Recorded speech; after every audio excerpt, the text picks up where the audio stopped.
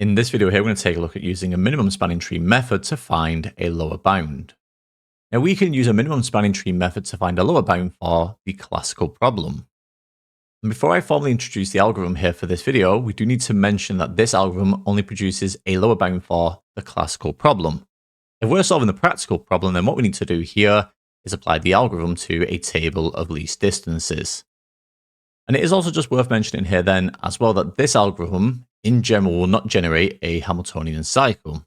And as such, the lower bound is generally not a solution to the original problem, because what we need to do then is repeat arcs to create a total, right? So just worth mentioning there and being aware of.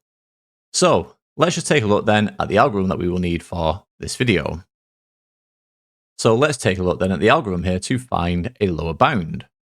So for step one then, what we do here is we remove each vertex in turn, together with its arcs.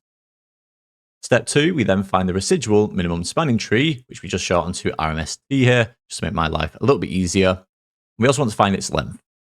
And don't forget then that the residual minimum spanning tree is the minimum spanning tree for the resulting network after removing a vertex. For step three then, we now add to the RMST the cost of reconnecting the deleted vertex by the two shortest distinct arcs, noting the total as we go. Now for step four, the greatest of these totals is used for the lower bound. Step 5, we then make the lower bound as high as possible to reduce the interval in which the optimal solution is contained. And then finally, for the very last step here, step 6, we have now found an optimal solution if the lower bound gives a Hamiltonian cycle, or if the lower bound has the same value as the upper bound. And I do think here that this algorithm is better explained when working through an example together. So, as always then, let's just get started with the practice question for this video. So let's just get started then with this practice question here. Now, as we can see then for this question here, what we're given is the table of least distances for a network, right? And that's presented below then in the form of this table here, or this matrix, right? So for the first part of this question, then part A, it just says by deleting vertex A, find a lower bound to the traveling salesman problem or this network. So for part A then, pretty standard stuff here. So as the question tells us then, let's just begin here by deleting vertex A. So we eliminate this column here from our table or our matrix, and also this row here, like so. Okay. So going back to my pen here, what I need to do then is apply Prim's algorithm to the remaining matrix, right? So what I need to do here is choose the arcs in this order. So choose arcs in this order. And what we're going to do here is start at B. Okay, so if I do this in a different color then, what color should we choose here? Let's do it in blue. Let's mix it up a little bit. So we put a 1 here, put B, like so. We then delete row B here. So what I'll do then, just because it makes it look a little bit pretty here, I'll delete this using my highlighter. Whether that kind of deletes it, I don't know. We'll just roll with it. So what I do here then, so now I look down column B. It helps if I've got the right pen here. There we go. So we look down column B then. And as always, what we need to do here is choose the smallest possible value. So in this case here, that would simply be 9. Okay, so we circle 9. So that arc then is BD, right? B to D. So BD has a weight of 9. But then we'll delete this row here. And what I'll also do here is put a 2 above column D. So let's just delete this row here then. So going back to my highlighter then. I'll just do it in black. Doesn't really matter too much. So deleting this row here, like so. I'll do this one in black as well, just to keep it somewhat consistent. There we go. So what we now do here is just repeat this process, right? So what I do now is I look down both column B and column D here. Okay, so as we can see, I've got a choice of 4 here. I've got a choice of 27, 24, 38, and 15. So clearly 15 here is the smallest possible value. So that arc then is D to E. So D there with a weight of 15. What I'll do here is circle that as well before I forget. We'll then put a 3 above E here. This will be the next column. And what we now do here is delete row E. Okay, so again, let's just delete this here, like so. We're nearly there now, right? As we can see then from our table. So, as we can see, right, we don't have much of a choice here. Just 27, 38, and 20. Well, clearly 20 then is the smallest possible value. So that arc then is E to C. So EC here with a weight of 20. Okay, perfect. So I'll circle that, put a 4 above C, and then delete this row here. As we can see then, once I delete this row here, we've deleted the full table. Okay, so what I've got here then is what we call the residual minimum spanning tree, right? Which we just often abbreviate to RMST, just to save us writing that down each and every time. So, therefore then, oops, I'll do it in my original pen color here. So, therefore, the RMST, so RMST here is the residual minimum spanning tree is, so what I get here then is B to D, D to E, and then E to C, right? So what I'd get here in a straight line is B, D, E, and C, right? Join these up. It should be a straight line, but it doesn't really matter too much. I'm no Picasso. We'll roll with it. So B, D, E, and C, like so. And as we can see then, this would have weight of 9, 15, and 20. Okay? So the next thing to consider here is what is the weight of the residual minimum spanning tree, right?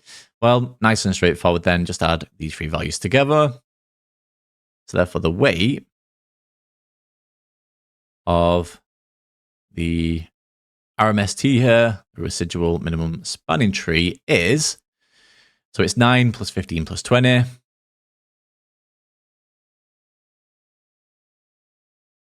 Like so. What do we get then? 35 plus 9, we get 44. Perfect. Okay. We're nearly there now, right? What we now need to consider here is the two least arcs from A, right? Because we deleted vertex A. So we always consider the vertex that we delete and the two least arcs from that vertex. Now, the issue here is I've kind of destroyed the table. So let me just quickly erase at least column A here. Like so. That'll do for now, right? So, looking down column A here then, what are the two smallest possible values? Well, I've got 10, 14, 21, and 32. So clearly then, the two smallest here are 10 and 14. Okay? So, the two least arcs then. So, two least arcs from A are, so we had AB, that had a weight of 10, and we also have, and what else did we have here? AC, right? With a weight of 14. Okay?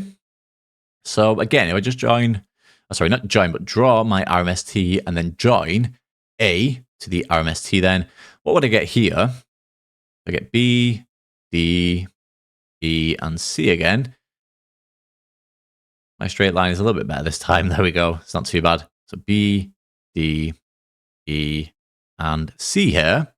And then underneath, what I'll do here is add vertex A, like so. So this here is A. So I've got 8, 15, and 20. So A to B then has a weight of 10. So if I add that on to my diagram here, oh, that's shocking, but we'll roll with it. So this here has a weight of 10, and then A to C here. Again, that is shocking. I'm going to redo that. It's that bad. Let me remove this 8 here, and I'll move this like so. I'll put the 20 above as well. So it's hopefully a little bit clear. B to D had a weight of 8. E to C has a weight of 20. So B to A then has a weight of 10. And then A to C here. There we go. That's a lot better. Has a weight of 14. There we go. That looks a whole lot better. So therefore then, for the lower bound here, what do we get here? So the lower bound is equal to, so the lower bound then is the weight of the residual minimum spanning tree. So that's 44. So it's the way of RMST plus then the two least arcs from A. Okay, so that's going to be AB and AC. Okay, so putting that all together then, what I'm going to get here is 44. That is the weight of the residual minimum spanning tree plus AB, which is 10. So plus 10 plus AC, which is 14. Okay, add those together. What I get here then is 68. Perfect. Okay, and this here then is the lower bound for the traveling salesman problem for this network. Okay, so that gives us the solution to part A. Now, what about part B then? So for part B here, it just says state whether the lower bound you have just found represents an optimal solution and give a reason for your answer. So in this case here, where can I put my solution? Let's do it here in the bottom right corner. So what I'm going to say here then is, if I look at my RMST here, joined with A, what I can see then is we've actually found a Hamiltonian cycle, right? And because the lower bound here represents a Hamiltonian cycle, in that case then, our lower bound here is an optimal solution. So the lower bound, let's see if I can explain that well. So the lower bound represents a Hamiltonian cycle.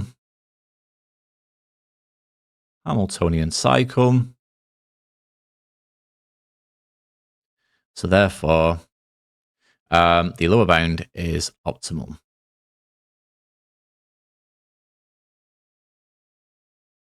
Clearly, if the lower bound here did not represent a Hamiltonian cycle, then the lower bound would not be an optimal solution. So clearly, that's just the key difference here. If it does represent a Hamiltonian cycle, then yes, the lower bound is an optimal solution. Okay, the lower bound here is an optimal solution. Just about to fit this on here. There we go. Perfect. Okay. And there we have it then. So hopefully this demonstration here in this walkthrough has helped illustrate how to, use a minimum spanning tree method to find a lower bound. Okay. So there we have it then. That gives the solution here to the one practice question for this video. And that brings us to the end then of this video here on using a minimum spanning tree method to find a lower bound.